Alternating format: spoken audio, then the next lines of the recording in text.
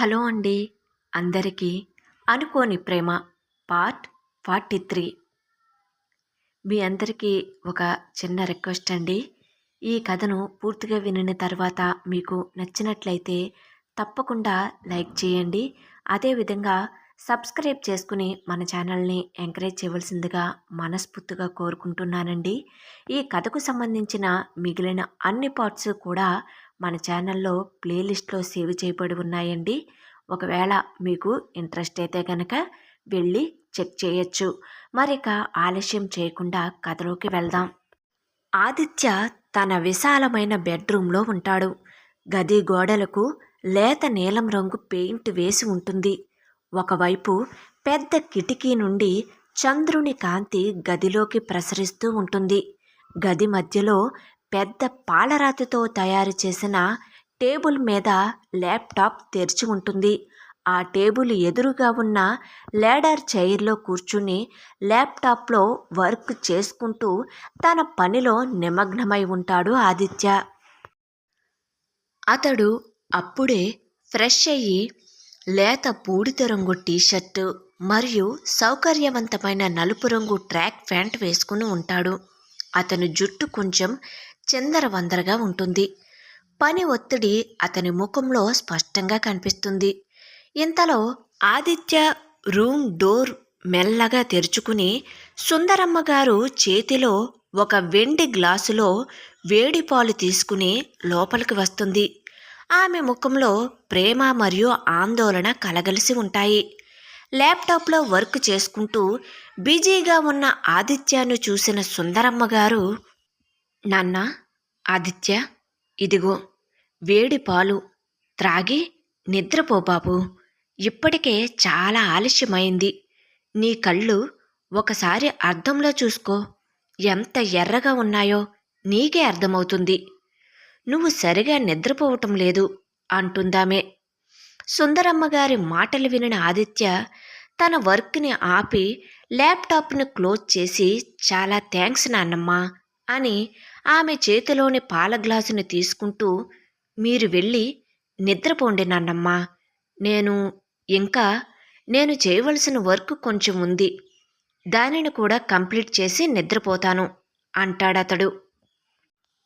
సుందరమ్మ గారు నెమ్మదిగా వచ్చి అతడి టేబుల్కి ప్రక్కనే ఉన్న మంచం మంచున కూర్చుంటారు. ఆమె తన ముడతలు పడిన చేతులతో చెరిగి ఉన్న ఆదిత్య జుట్టును నిమురుతూ, నీ ముఖం చూస్తుంటే ఏదో ఆలోచిస్తున్నట్టున్నావు నాన్న. ఏమిటది? నువ్వు ఛాయ గురించి ఆలోచిస్తున్నావు కదూ అని అంటుంది ఆమె. ఆదిత్య ఆమె కళ్ళల్లోకి సూటిగా చూడలేక తల దించుకుంటాడు. నేను గమనిస్తున్నాను ఆదిత్య. ఛాయ వచ్చినప్పటి నుండి నీలో ఏదో మార్పు వచ్చింది. నీ కళ్ళల్లో ఏదో ఒక మెరుపు కనిపిస్తుంది. నువ్వు తనని ఇష్టపడుతున్నావని నాకు తెలుసు. నీకు నిజంగా ఒక మంచి అమ్మాయి దొరికింది కదా. ఇంకెందుకు ఆలస్యం అంటూ ఆదిత్య చేతిని ఆమె చేతిలోకి తీసుకుంటూ అంటుంది. త్వరగా పెళ్లి చేసుకుంటే బాగుంటుంది కదా ఆదిత్య. మన వంశాన్ని ముందుకు తీసుకువెళ్లే బాధ్యత నీ మీదనే కదా ఉంది. ముహూర్తాలు ఎప్పుడు పెట్టించమంటావు? ఒకసారి పంతులు గారిని కలిసి మాట్లాడమంటావా, లేక రేపే నన్ను ఫోన్ చెయ్యమంటావా అంటుంది సుందరమ్మగారు. సుందరమ్మగారు నోటు నుండి ముహూర్తాలు అనే మాట వినేసరికి ఆదిత్య ఒక్కసారిగా ఉలిక్కి పడతాడు. అతని గుండె వేగంగా కొట్టుకోవటం మొదలవుతుంది. తన మైండ్లోకి కాంట్రాక్ట్ పెళ్లి విషయం గుర్తుకు రావటంతో అతని ముఖంలో భయం స్పష్టంగా కనిపిస్తుంది. ఆదిత్య సుందరమ్మగారి చేతిలో నుండి అతని చేయిని లాక్కుంటూ తడబడుతూ, నాన్నమ్మ, అది ఇప్పుడెప్పుడే పెళ్లి గురించి తొందరెందుకు? మాకు ఇంకా చాలా సమయం ఉంది కదా పెళ్లి చేసుకోవటానికి. అయినా మేము ఇప్పుడే కదా కలిసాం. పూర్తిగా ఇద్దరి గురించి ఒకరికి ఒకరు తెలియదు. ముందు ఇద్దరం ఒకరినొకరు బాగా అర్థం చేసుకోవాలి కదా అంటాడు. అర్థం చేసుకోవటానికి ఇంకేముంది ఆదిత్య, ఛాయ చాలా మంచి అమ్మాయి, సంస్కారం కలిగినది. మన ఇంటికి కోడలుగా అర్హత పొందే అన్ని లక్షణాలు ఛాయాలో నిక్షేపంగా ఉన్నాయి. నువ్వు కూడా తనని ఇష్టపడుతున్నావని నాకు తెలుసు ఆదిత్య. మరి ఇంకెందుకు ఆలోచిస్తున్నావు? వసు కూడా మీ పెళ్లి కోసం ఎంతో ఎదురు చూస్తూ ఉంది. నీకు తెలియనిది ఏముంది? నీ పెళ్ళి ఎంత తొందరగా జరిగితే అంత తొందరగా వసుని రాహుల్ వాళ్ళ ఇంట్లో కోడలుగా ప్రవేశం ఉంటుంది అని అంటుంది సుందరమ్మ గారు. ఆదిత్యకు ఏం చెప్పాలో అర్థం కాదు. కాంట్రాక్ట్ పెళ్లి గురించి నాన్నమ్మకు ఎలా చెప్పాలి? ఆమె ఎంత బాధపడుతుందో ఈ విషయం తెలిస్తే అని అతను భయపడతాడు. అయినా నాన్నమ్మ ఆరోగ్యం కూడా అంతంత మాత్రంగానే ఉంది అంటూ అతని మనసులో అనుకుంటాడు ఆదిత్య. అలా కాదు నాన్నమ్మ, నిజానికి మాది మాది ఇంకా స్నేహం మాత్రమే.